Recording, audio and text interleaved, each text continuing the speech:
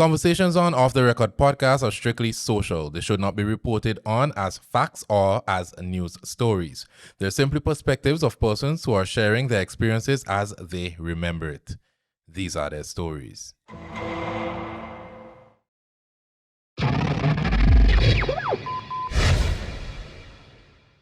It's Big FLVCKO and welcome back to Off the Record, where we speak to influential Vincentians here and abroad. Today we have with us the very cutesy, the very demure, the fashion icon, mother. How do you say that? Mother? Lisa Cordice. Welcome, Lisa. Hi, Ari. How are you today? I'm very good, actually. Really? You're not nervous? Not even fancy or anything? A little bit. Would you say you convince yourself you're okay? I am convincing myself right now that I am excited. Really? That I'm more But excited this is than not your nervous. first interview? It's not, but it happens every time, though. Okay. Yeah. Yeah, you get that a lot. So tell me something. How did you get into fashion design? You know, most kids go through this phase of, I want to be a doctor, teacher, lawyer. Mm-hmm. I've always wanted to be a fashion designer. From like... From the time I could hold a pencil, I was drawing dresses.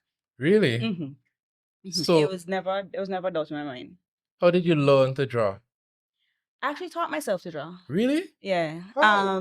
I don't know. I mean, I did art and design in college. I did art in school. I was always interested in that kind of stuff. But I don't know, from ever since I was like 7. I remember I had drawings from the age of 7. And they were on line paper. As in notebook paper. And I would draw dresses from the beginning, even when I was supposed to be taking notes. I have I have dresses from the beginning to the end, a little note on it that says light material, bustier, top. Like it's always I've never had a doubt in my mind that that's what I wanted to do. So your parents got notes, like on your report card would say, always draw in class. No. So you, I was well behaved. Okay. I was well behaved, but definitely. So what would you say was or do you even remember the first time that your creation came off the paper? Yes, actually. I do remember. I can't remember the exact year, but I remember the fashion show. I don't know, there was a agency called Miji back in the day. Miji, okay. And there was Image. And Miji was headed by Jean Johnny Finley. Okay. And I remember she used to have this show. I think it was called Carnival Catwalk. I think I had just finished college and she gave me the opportunity to showcase my pieces there. How did that relationship happen? I honestly can't remember. Oh. I honestly can't remember how Jean and I got close, but I guess just from being around, she probably noticed that, this person has some talent, and she decided to cast me, and it was Jeremy Payne as well. She casted me and Jeremy Payne for that fashion show. Okay. Yeah.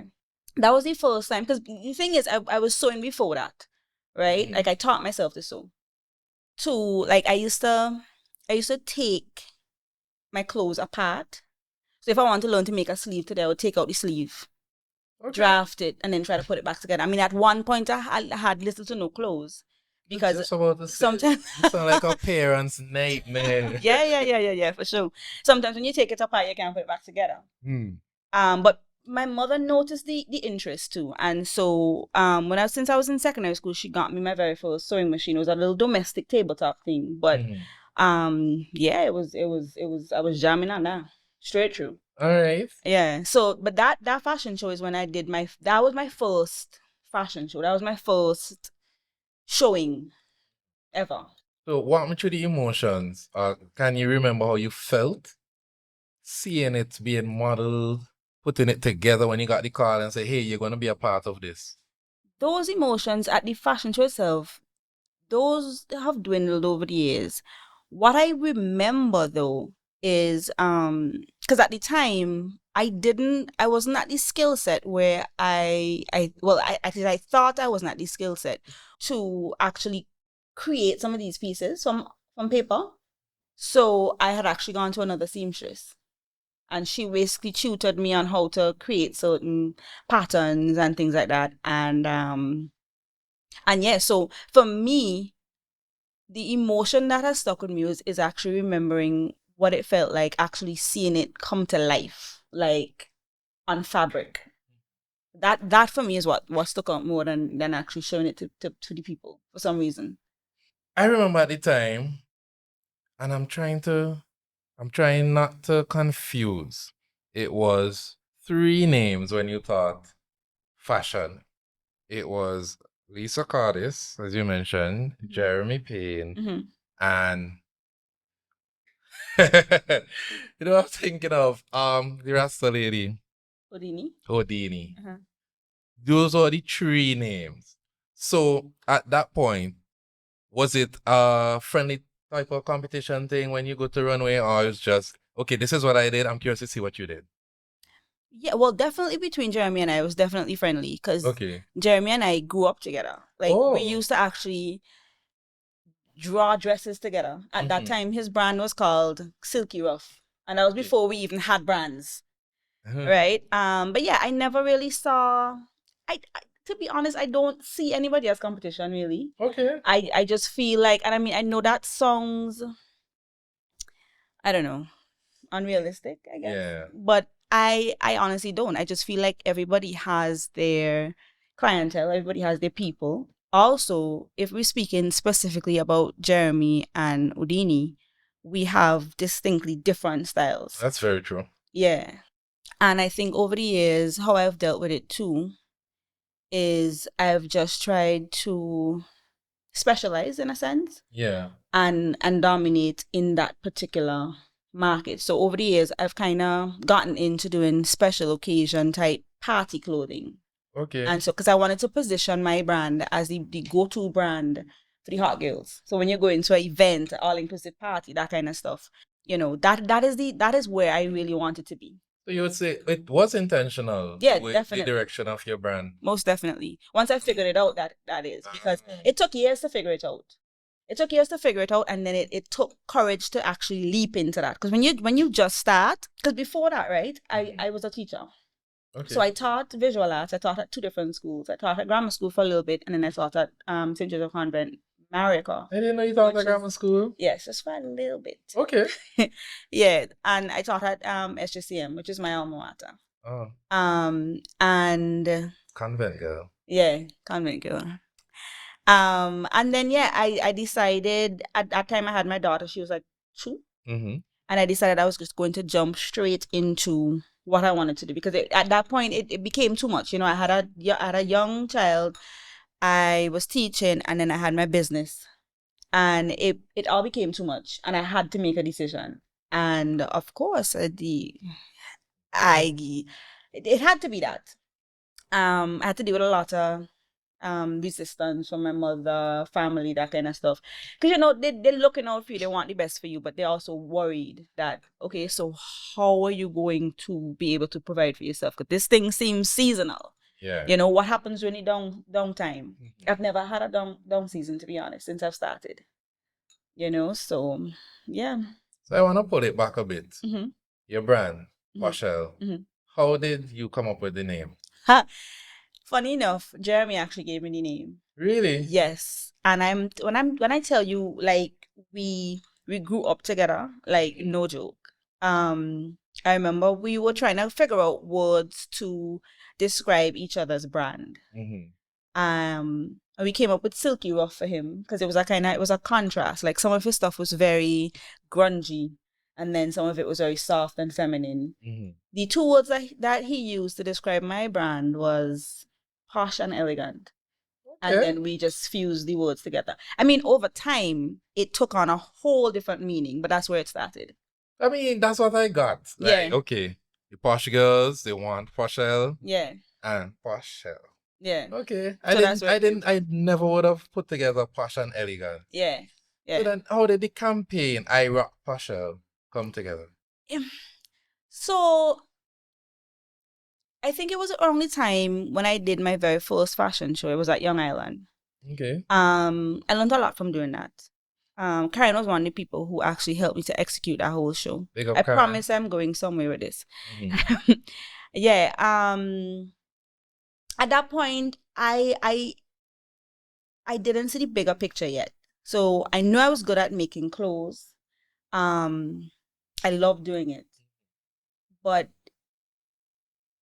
it was after I did that fashion show and, after the exposure and things like that, because at that point is when people really started to really recognize the brand and stuff like that. And you realize that it kind of became a movement. It did. And that's where the name came from. That's where the I Rock Poshelle on Instagram came from. No, you're not gonna just casually just skip over the fact that I threw my first fashion show. No. How did you come to put together The your fashion show? show? I think we had a specific purpose in mind. We definitely had a specific goal in mind. I wanted to gain that recognition locally. We were it was an emerging brand at the time, and I wanted to get that local recognition at the time. Okay. And I wanted people to become aware of the brand. I wanted to increase the clientele and even develop the clientele for the clientele to really and truly evolve from what it was. Because at the time I was taking in jobs I didn't necessarily like doing because you're sewing, right? So it's, let's take it to the seamstress. I knew that I didn't want to do working clothes and I didn't want to take curtains to do for Christmas and that kind of stuff. So it meant then that I had to really focus on a particular clientele, and that was the purpose of the fashion show at that time. And it was definitely yes. And would you say that show was the genesis that started pushing your brand in the right direction? Most definitely. What changed that night? Most definitely. First of all, I didn't realize I could bring that many people. Really? To Young Island. Yeah. I didn't it happens every time. So we did that fashion show and we did two. So we did two fashion shows at Young Island. What year was this? I cannot remember. Do you remember when you started? When I started, you see, it's all so fuzzy to me because it just feels like one whole chapter in my life. Like it actually feels like the whole book. Like I can't tell you the time and date. I honestly cannot tell you when that fashion show was. Yeah, that sounds like a true creative. Yeah, I can't. I could tell you the feeling. Yeah. You make me sound real heebie-jeebie. No. Damn. Yeah. What you were saying? Yeah. What was I saying, actually? You were saying that night you didn't know you could bring so many people. Yes. That happens all the time. Yes, that happens all the time. That happens. I didn't realize I could bring so many people. I was like, whoa, these people love me. They love me. They really love me. They really love me. Yeah. We do pop-up shops in different places every year. So we do a pop-up shop in New York every year. We've done one in When did that Barbados. I started that. Here we go with the years again. I don't know. Because I remember the pop-up shops, and I could be wrong, either 2019 or 2022 in New York, but I feel like Barbados happened before that. No, Barbados actually happened after. Really? Yeah, Barbados actually happened after that.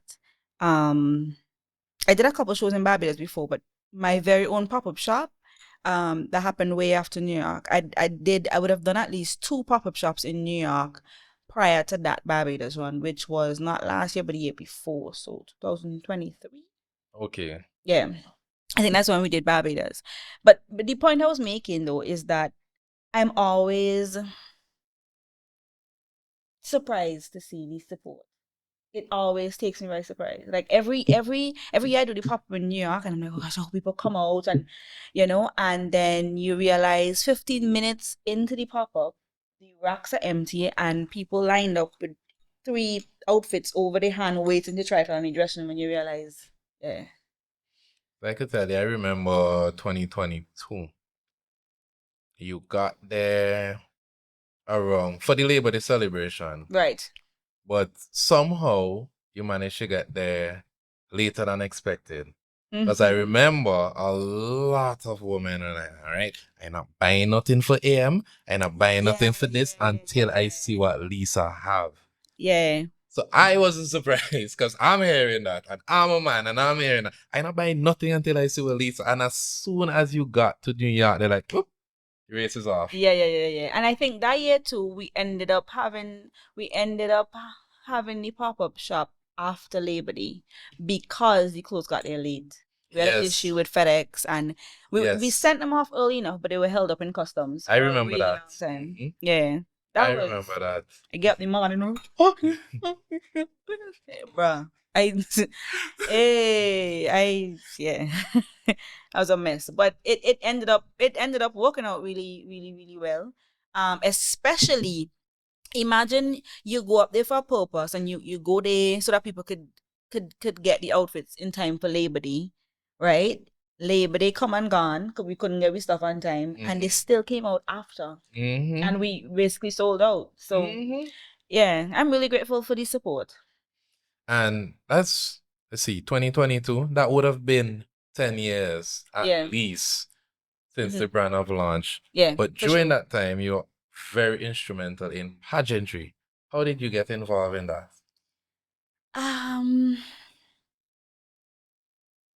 Funny enough, okay, so I've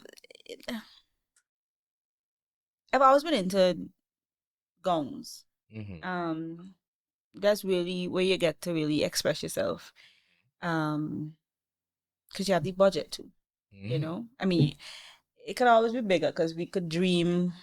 I could just keep going and going and going and going and going. I always tell clients that too. When we come and we discuss in a gown, very in the initial part of the conversation, I need to get the budget just because I could keep going and going and going and going and going. But yeah, I always enjoyed doing gowns, as I said, because you have the budget to flex your muscles a little bit. So I could show you, okay, I could do this. I could create this. I could do that.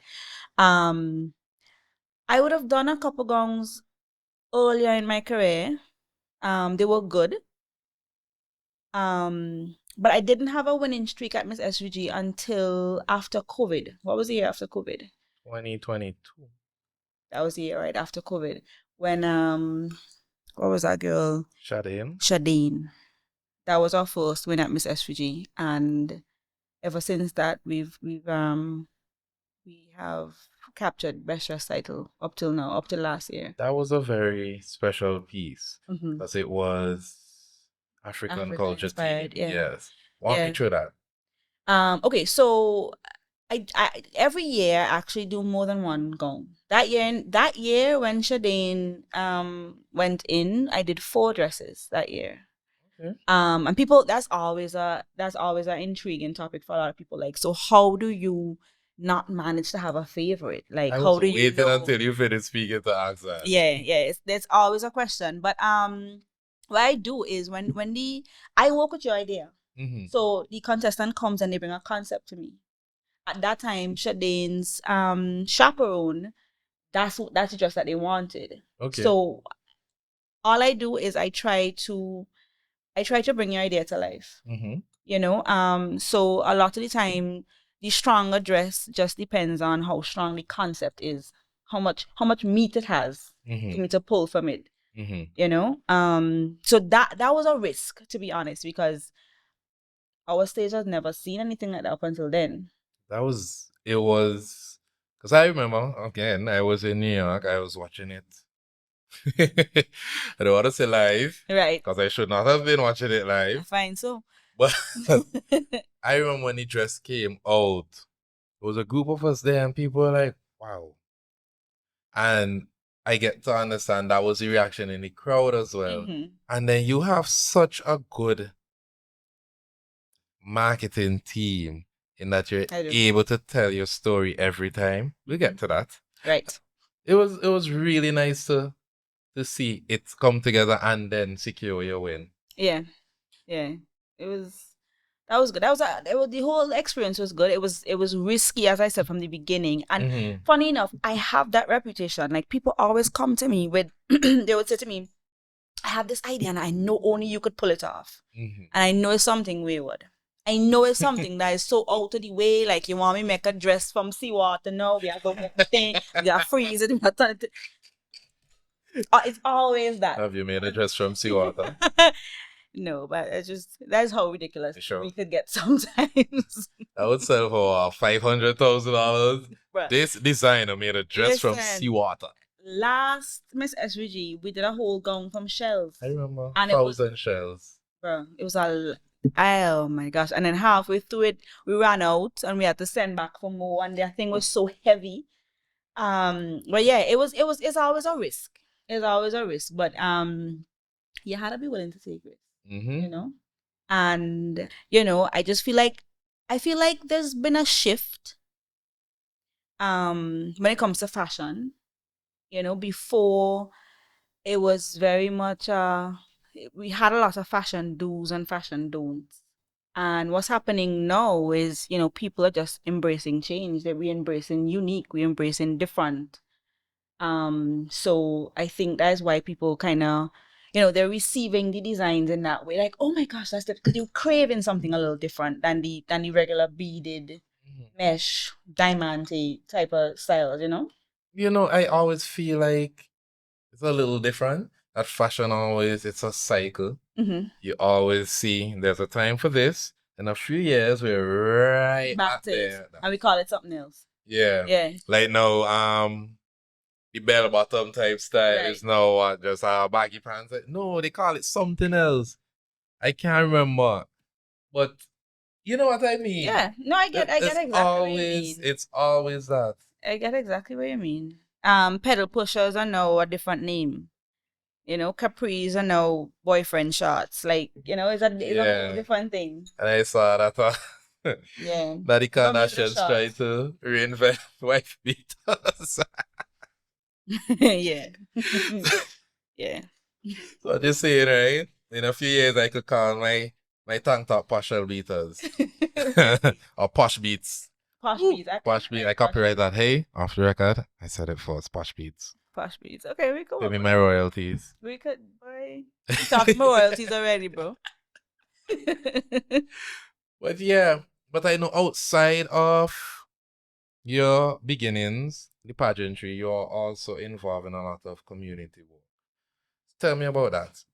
I always feel like, you have a social responsibility in whatever arena you're in, especially when you're in the creative arts. Mm-hmm.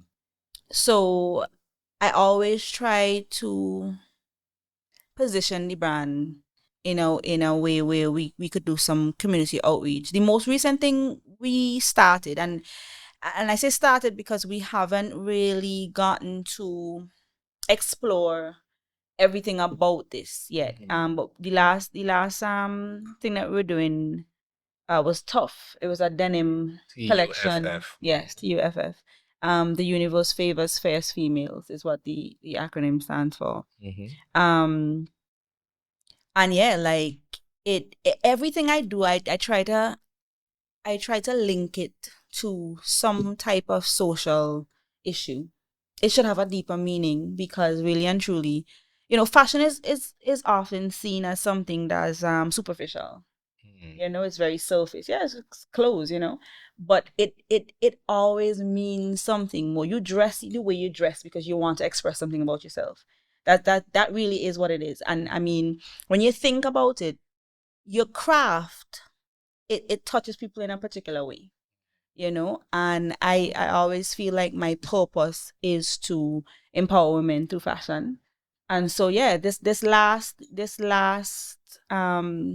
concept that we started, and as I said, we had some issues. We had some issues when we were rolling out the... There's always issues. Yeah. When you're creative. Yeah. There's always gonna be issues. Correct. What ended up happening is the high season crept up on us before we were able to roll out all the things we had planned for that particular collection, but we're still gonna do it. So yeah, we had some community work to do in there, where I wanted to actually like identify tough women. Well, I was gonna start with my community first. Mm-hmm. There's a lady that took care of me since I was little. Her name is Miss Opaline. Well, Opaline is her first name, but I call her Miss Opaline. Out of respect. Out of respect. She is one of the people we wanted to help because I identify her as being a tough woman, you know. And we wanted to do some remodeling for her house and stuff like that. So we're gonna do some fundraising and things like that. Another one of the community outreach programs that we've done. Well, not programs, but initiatives.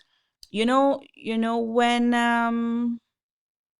after we had the whole lockdown from COVID and stuff, a lot of creatives especially felt displaced, you know, and we were stressed out and just depressed because really and truly that is the industry that I felt was hit the hardest. I mean, it was everywhere, but you know, when you have something like that, people gravitate towards your needs and not necessarily your wants. And so I had a moment too where I was like, Jesus Christ, how the bills paying? How are we gonna do this? How are we gonna... And I don't know, I got a flash of inspiration and I started pulling out scraps. So all these scraps from the sewing room, I decided I was gonna color code them, and we started making bags because I had that vision to make bags from waste materials. And the way we did it was kind of like a scrap mat. You're familiar with what a scrap mat is? For those who don't, I know what a scrap mat is. Right. So back in the day, you used to have they used to get they cut pieces of fabric and then they weave them through, and so the bags kind of look like that. Okay. And we wanted to make it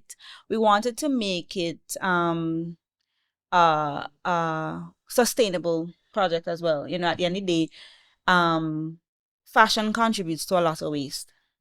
And so is recycling and upcycling too. And then what we do as well, when we collect the scraps, we women who are out of work in the community, wherever, they could come, they collect the bags of scraps, they cut them, and we pay them to cut the bags of scraps. Okay. It's not a part of Poshelle, but it's the sister brand to Poshelle. We call it Matna, Mother Nature. Okay. Which also has a feminine connotation as well.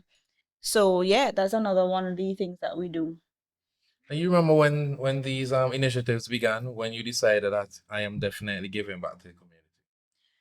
I don't know. It's always been something that I've wanted to do, and we were kind of doing it before in smaller ways. But as the brand grows, then I feel like the initiative should also grow. They should get bigger. You know, right. if you're more successful, if you're doing more, then you should be able to do more to help. You know, people around you and stuff like that too. So. And especially with the bags and the waste material, it's definitely not a foreign concept because right. you know, with fast fashion, there's also the negative side with because the materials are cheap or because it's done that way, there's going to be a lot of waste, and you need to figure out a way to recycle that waste. I think that's pretty cool. Correct, yeah. And then you're coming from that, you felt like, okay, I have all this creativity bubbling up inside, and I can't do anything with it really and truly because we can't go outside, because we can't do much.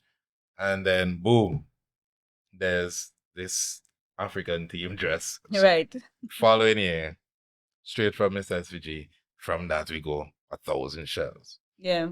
But those two definitely did stand out.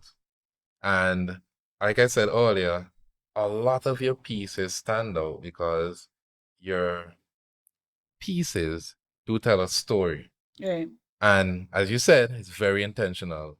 So what is really the creative process behind that? Because we see you work with Karen, we've seen you work with Risa, seen you work with Maria, and you would have these shots that are telling a story. Every time you have a campaign, there is a full campaign rollout. Right. So tell me more about that.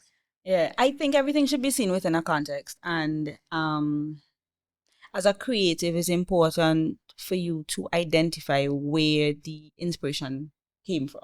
You know, people buy a story at the end of the day. They do. You know, and apart from that, it just wouldn't feel complete if I was to just say, here, look, some clothes. You know, okay, I want you to know, you know, I studied these rocks at the river for 3 weeks before I was able to derive this print and this particular pattern, you know. I can't tell you where it comes from, like where the initial ideas come from. I receive them, Sometimes when you really think about it, right? All right. So you had this idea to do this podcast, right? Did you have the idea? Like, where did it come from? Didn't you receive it? Did you actually think of it? You know what I mean? Yeah. As a creative, and I'm not very religious, but I'm a very spiritual person. And so I can't tell you where the inspiration dropped from. Like I've trained myself to find inspiration from everything around me, and once I do, then I go straight to Maria with it. Maria is my business partner, my marketing person, the person that will say, yeah, I think you're going a little too far, you're going to step on some toes, yeah, I go straight to her. And we have another person. I mean, the thing is, I have a all female team, Yeah, like my production team, they're all women. Okay. Funny enough, we have 2 mother-daughter combos. Really? So I have 2 seamstresses, mother and daughter, and I have 2 assistants, mother and daughter. Okay. And then we have Maria, and then we have Chevelle, who's my Pick up Chevelle. Yeah, who's my accounting person, and we have Karen, who's my consultant. And then we have Janad. He's the only male on the team. Janad, I don't know how you get onto this team before I could get onto this team, but all right, I see you, Janad, in everything. Yeah. So when I come with the ideas, like the last one we were doing tough, I was like, yeah, boy, because I want to bring out this real grunge backyard kind of feel, because it's denim and this thing, and I was like, so I called them up in there, they're like, oh, geez, you know what? I want chicken in the shoot. And then I said, you mean like a fowl? What do you mean? Like, yeah, like a hen, And like everybody was surprised that we actually was going to get the hen, and it was the start of the shoot, So everybody just kind of know, okay, when she get the idea, it's just kind of pipe down. It's kind of because it's like a train for me. If I could, I could say this on air. I do smoke a lot of weed too. To so you're an addict. I'm not definitely not. You just said you're an addict. No, that's what I heard you say. That's not what I said. That's what I heard you say. Not what I said at all. That's not it. So you do smoke a lot of weed. I do. It's no secret. You remember a couple years back we did a collection called Sativa. Yes, with the short film. Yes. Yeah. At the time, really psychedelic sequence were in, and then we kind of, fuse the whole psychedelics with psychedelic sequence, that kind of stuff. So yeah, I often, as soon as we come off of a high season, I kind of get into that zone where, okay, what's next? I do some research on, okay, what's happening in the wider world with fashion right now? What are some of the social issues that women are facing? How do I want to tie this theme to what we're experiencing on a daily basis as women? And a lot of times I do a brainweb, multiple brainwebs. I actually sit and write my ideas down. I sit with my ideas like on a daily basis. Okay. I do research. I go back 5 years back. Okay, what did such and such wear to the Grammys at this point in time? Like, what were some of these shows I was watching? I remember when I was younger, I used to watch this show called Designing Women. I'm an 80s girl. Like, everything that I do has some type of 80s inspiration. Like jewelry? Yes. Okay, I'm looking at it, I'm like, where have I seen this before? I am queen of excess. Too much is never enough for me. I love, some people say less is more. No, more is more for me. Love, that's just me. That's my thing. So yeah, that's basically my creative process. And everybody gets involved in it. Sometimes my team, my production team, that is, they're awesome. Right? And when I walk into the shop like a mad woman and say, okay, hey, we're working on a dress today, we're going to make it from burlap, and we had a sticker on 10,000 shells on it. And everybody over there like, right, okay. It's funny because you would say, people want me to make dress from seawater, but then when you go on Twitter, you see Maria, and Lisa has come to stress me today. Here she calls it this far-fetched idea, and we now have to see it through. Yeah, and we had to see it through. We have to see it through. We have to see it through. I would say though, I do not know if it is me being in communications or just the visuals always stand out to me. Every time you put out a visual, even though it is not men's clothing, I'm always interested in it. I remember one time Maria had modeled a kind of silver reflective looking dress, and I think it was on a river. It was shot. Right, right, right. And there was one, I think it was Karen sewing. No, it was you No, it was me sewing. sewing. And Yeah. Karen was at this mill. That art in those shoots were amazing. And I found myself looking back, and I remember when I was in Taiwan, I was doing events. I did an all-white party. I hit up Maria, hey, can I use some of your your clips to promote this party? Because I really love seeing them. And not just that, there was the same chicken. Because you have the clothesline, the denim hanging off the clothesline, and I'm like, you ever feel like you're before your time with those? Wow, that's for you to even say that as a compliment for me though. I don't know. I feel sometimes I know I'm a little bit different. That for But sure that's I a know. good thing. It's a good thing, yeah. But that for sure I know.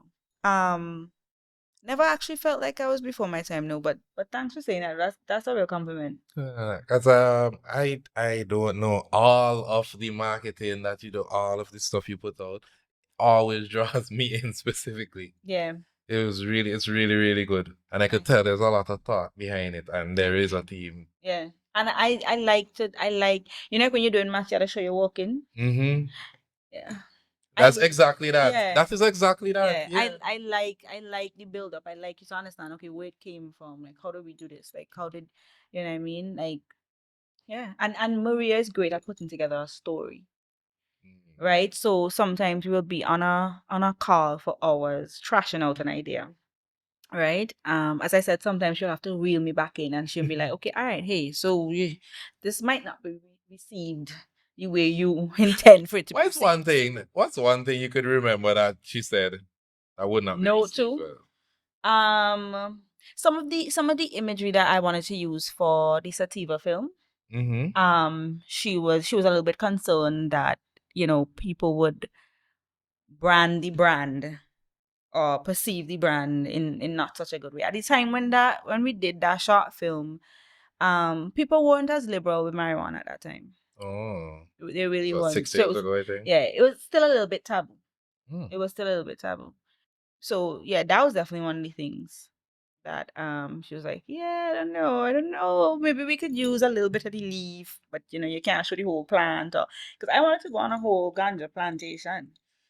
You know, and she was like, I mean, it would have been good. I don't want to say shots, but yeah. some good shots. You there and you'll be like pop pop. Yeah, but yeah, she sometimes we sit for hours trashing out an idea. Hey, but it shows. It definitely shows because even when you did the Poshelle goes to New York or Poshelle goes to Barbados, and you have your little airplane. You were doing that before, and I'm pretty sure I'm not wrong in saying this. I'm pretty sure you were doing that before the event started branching out to the different countries. I was like, yo, that little plane is really cool. Stuff like that would attract me. Yeah, of course. I really like it. Of course. Yeah, she's great at building a story. She's really good at building a story. And sometimes you underestimate that, right?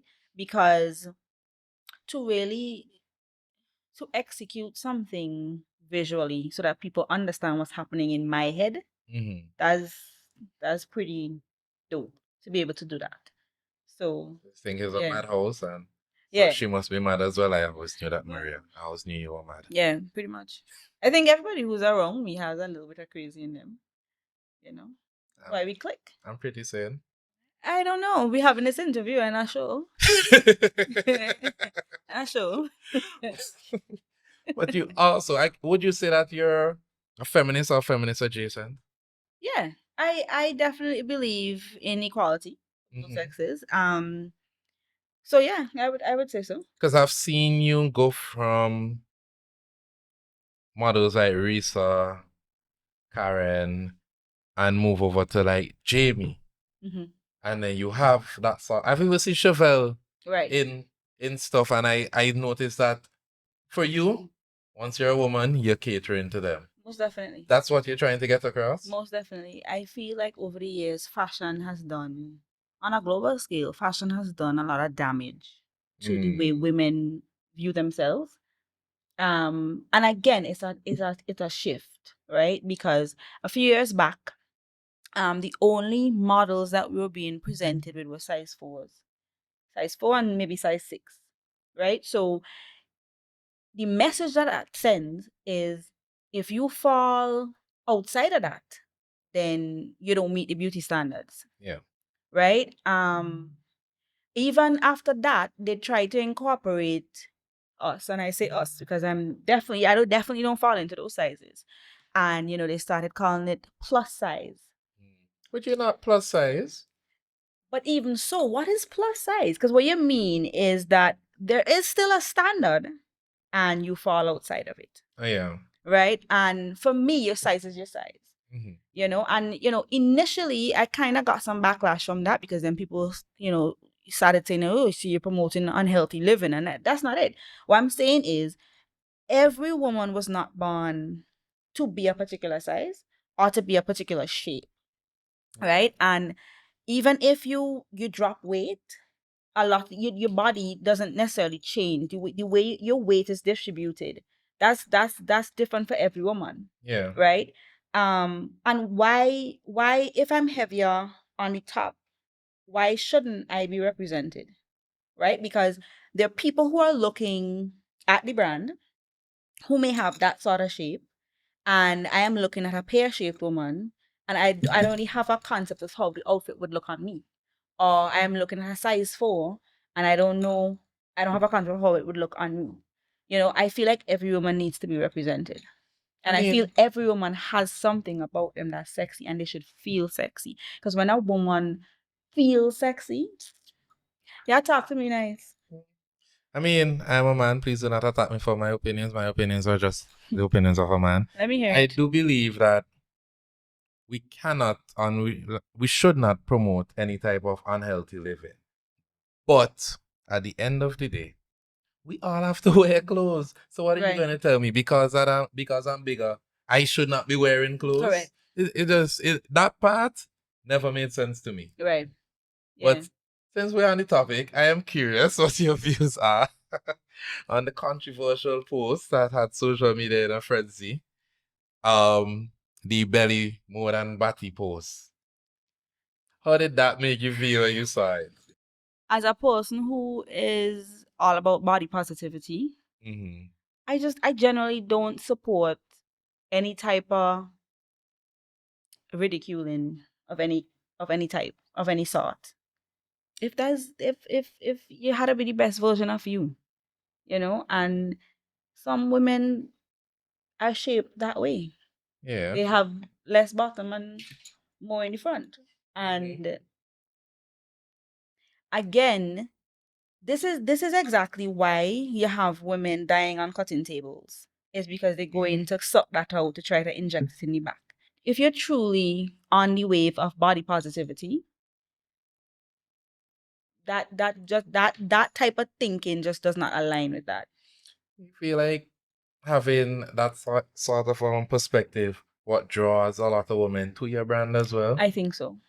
Because you yourself, your name is a brand, and then your brand itself is a brand, and you know that is rare. Right.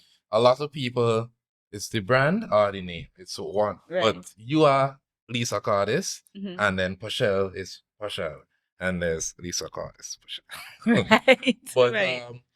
I think when you walk into a room as well, because you are a coffee lady, you command the room as well, because you have the shape and you have the fashion that accompanies that. Right. So how do you use that to then promote the brand? Yeah, I think I'm a saucy person. And again, I have a lot of things about my body that I'm not comfortable with. Really? Yeah, oh, definitely. But again, I've had to become comfortable, because when you put on a piece of clothing, you have to wear it. You can't have it where Yeah. you know, and confidence is everything at the end of the day, and confidence is really and truly a mindset, you know. So yeah, I know I have some sauce. So I like to walk in and command attention. I love to show off. I like the attention, and A lot of women won't admit that to them. Oh, I don't care about that. That's true. That's true. A lot of women would not admit it, but I think it is a lot of the times it is what I can't say it drives us like completely, because you want to look good for you, but you want to look good because you're presenting yourself in a particular way to the public, you know. Yeah. And I think that when people see me, even with my flaws, because now I'm a little more accepting towards them. And even with my flaws, and they realize, hey, she's still rocking that. She has thick thighs. Yeah, I mean, okay, I could probably do it too. I could pull. Yeah, Yeah, exactly. I could pull off. A lot of the times too, when people come to me, they come to shop at the store and they'll be like, so you have my size? I'm like, yes, I have your size. I make a point of having things from 1X, 2X going upwards. I don't even call them that actually. I call them, so a 1X is a size beautiful. Okay. A 2X is a size gorgeous. Because I mean, why it matters? Like, why the number matters really? Yeah. You know? I mean, I could see the idea behind it in the beginning. Like, okay, so you get to assign the sizes so people know what. And then it started having a negative connotation that, oh, so you're not a 0 or you're not a 2 or a 3. Correct. Yeah.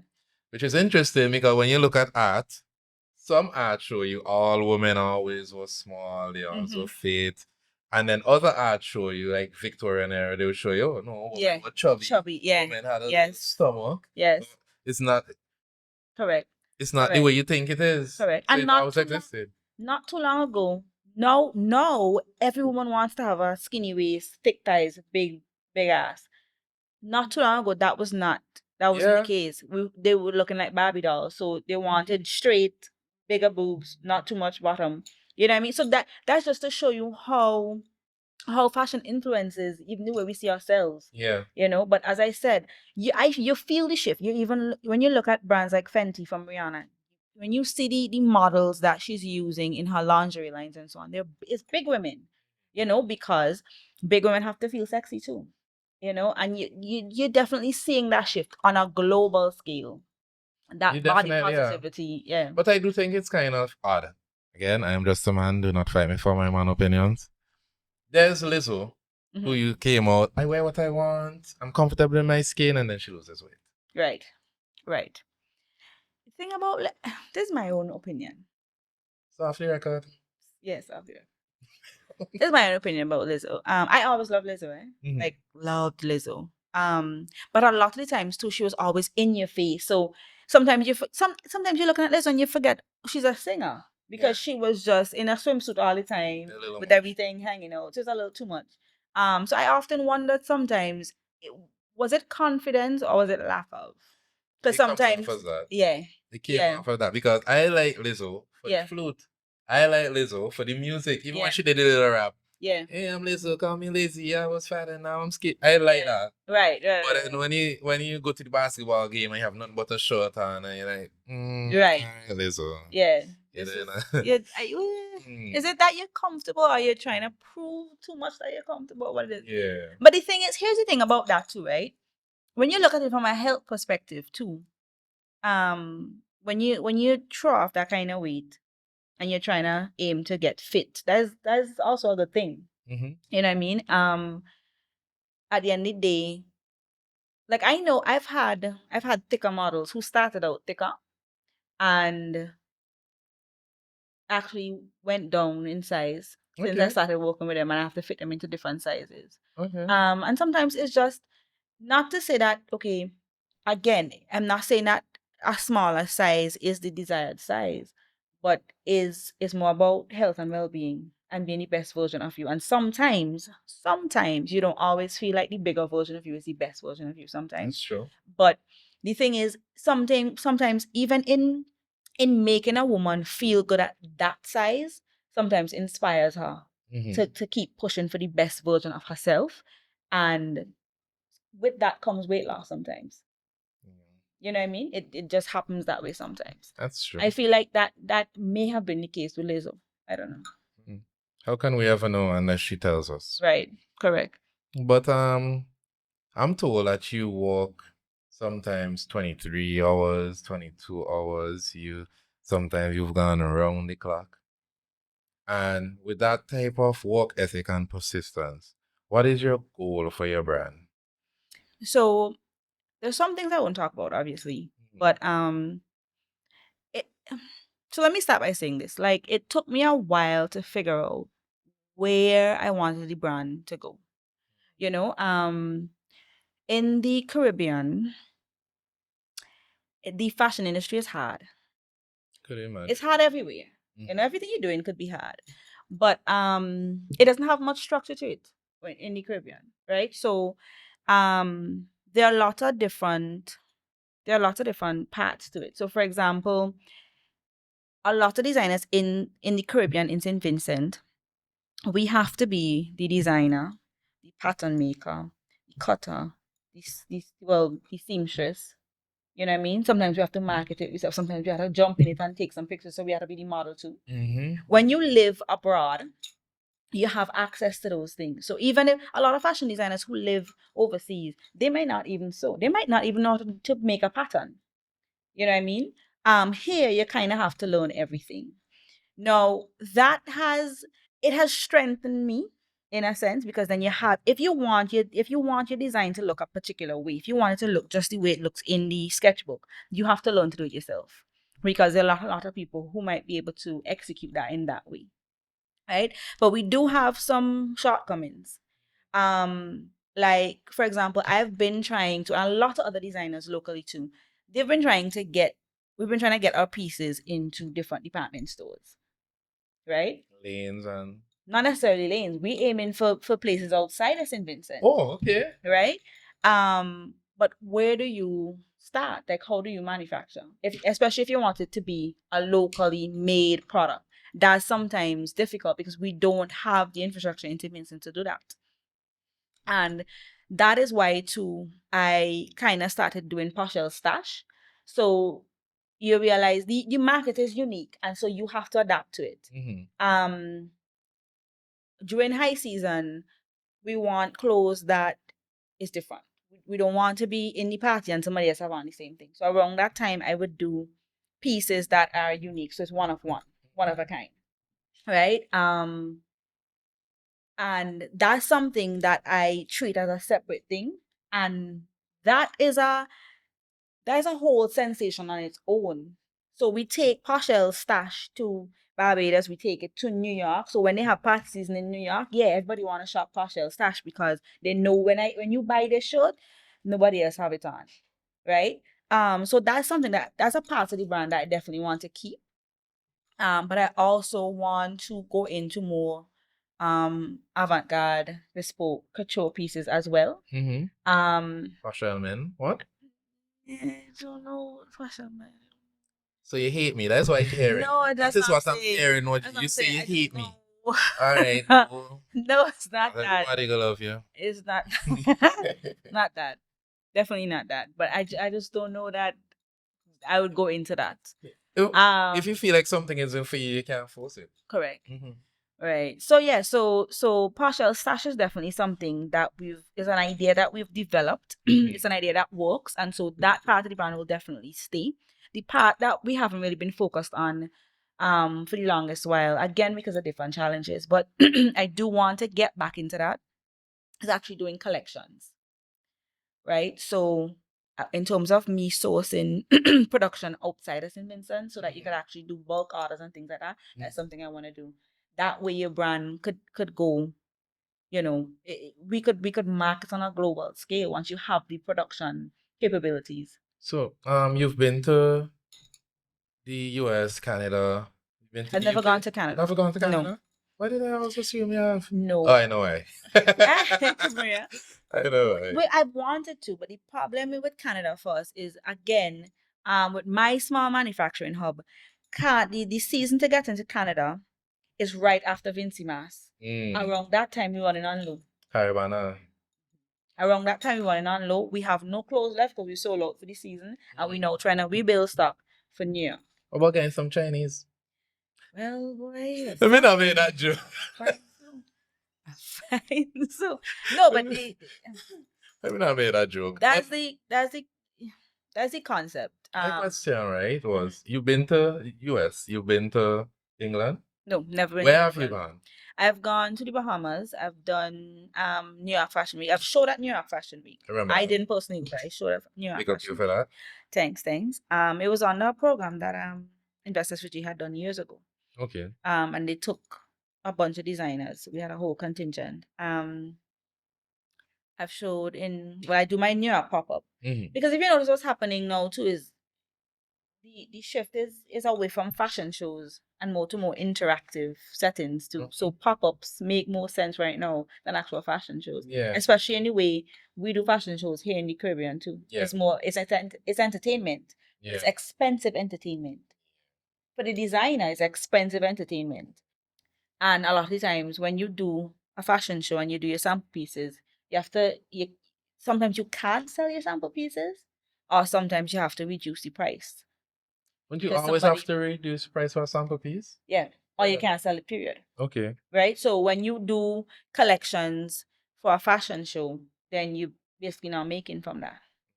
You know? So it makes more sense for you to actually do trunk shows, pop-up shops. So my question was, yes, you do the pop-up shops, but you have been in various countries. Have you considered a boutique? Yes. But again, the supply and demand. So that's what I'm saying. Like, as it is right now, stash is what we're able to do effectively. That's what my staff can handle right now. Okay. But eventually I want to be able to outsource manufacturing. And it has to be outsourced because really and truly, in St. Vincent, the mindset of our people, and it might sound bad, but we're not built for that type of work as far as I see. I know exactly what you mean. Yeah, it's difficult. It's hard, and it's a battle I prefer not to fight. Right? Yeah, no, my team is great. We are there. I have some awesome ladies that work with me, and they're committed to the job. But they're better crafted to what we do, to Poshelle Stash. Yeah. But that's exactly one of the things I was talking about is where I was telling you that I want to outsource production so that we could then get into boutiques outside of St. Vincent. I really do hope that happens sooner or later because I will. Your stuff always, I don't want to say stuff. I don't want to. Okay. Your clothing it always stands out.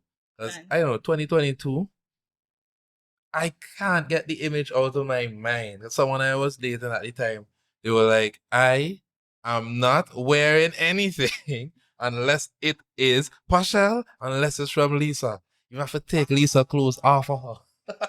Wow. Yeah, and she had other people agreeing with her.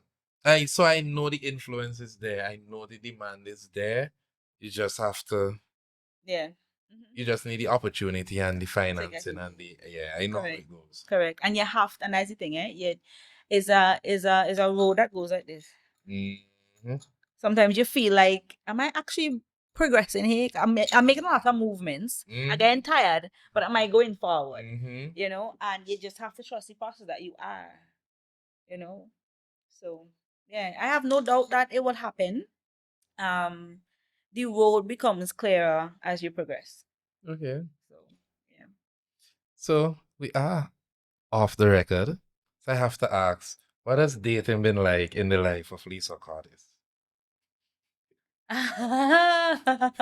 See that? When you ask a dating question, immediately images start flying across your mind and they're like, okay, remember that, can't say that. Whoa, can't say that.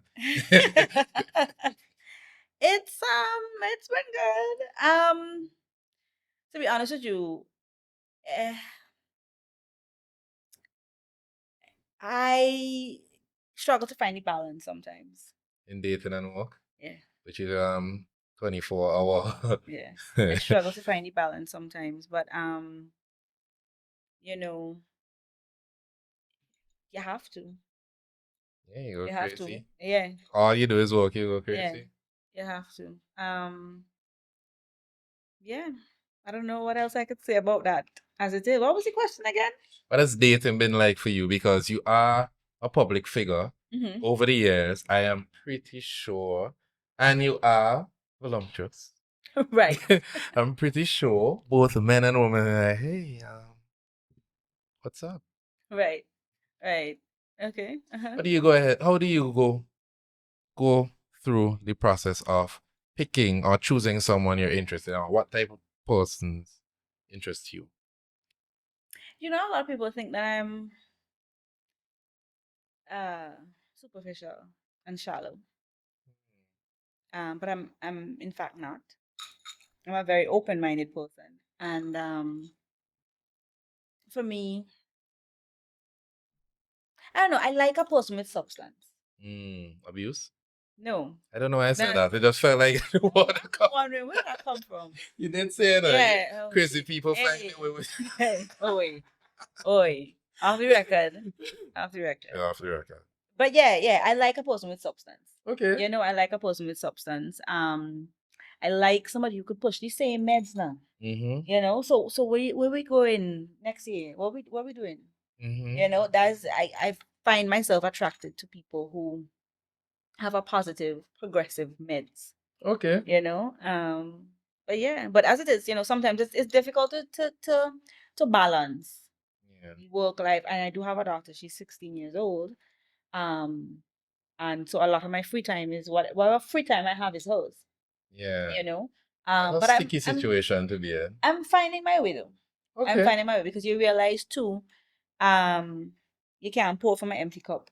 So I need to be recharged as well, you know. But yeah, I'm balancing. I'm doing a better job at balancing now. I am dating, and yeah. Yeah, that give up. She is dating. But there's a lot of women, and I'm pretty sure men, there are a lot of designers, there are a lot of people who look up to you at that stage in your career, in your professional life.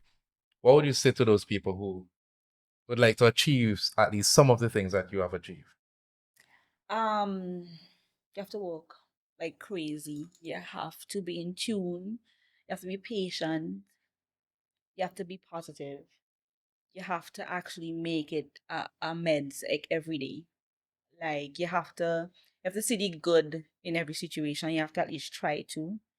You have to turn the L's don't mean losses, they mean lessons. Um, you have to be able to try to derive some good from every situation. You have to not be develop a mindset where you're not confined by anything, really. I often draw an example, right, from Rihanna. And Rihanna's from Barbados, Mm-hmm. right? But she didn't break into the scene singing soca. Sure. She went straight for what she wanted because she didn't see the okay. So I'm a Caribbean girl, which means I had a break on the scene with soca. Mm-hmm. You know what I mean? Like sometimes, a lot of the times, we box ourselves in and we say, okay, well, in the Caribbean, fashion designers aren't really taken seriously. You literally have to like from since I was in school, I had one of my teachers used to always say to me, "You live in your head. You live in your own little world in your head." I have always lived in my head, and I feel like that is where you have to live Okay. to really be able to execute the ideas that you have. To really, you have to be able to dream your dreams unapologetically and just go for them. You had to be brave. You have to just know that things will always work out. Things are always working out, no matter how it looks at any given point in time. It's working out. You know, sometimes you see things dismantling, but that's only happening because they're rearranging it. You know, things are shifting. Yeah. You know, and a lot of times they're shifting. They're shifting for the good, for your own good. You know what I mean? Sometimes we don't see that. But yeah, you really do have to just develop a positive mindset. You have to be open minded and try not to take life too seriously too, you know? Yeah. Because Yeah, just so you get kind of blood pressure and flow with it. heart attack and all them things. Yeah. You know? But this has been Off the Record. Beautiful conversation. Thanks for coming, Lisa. It's been a pleasure.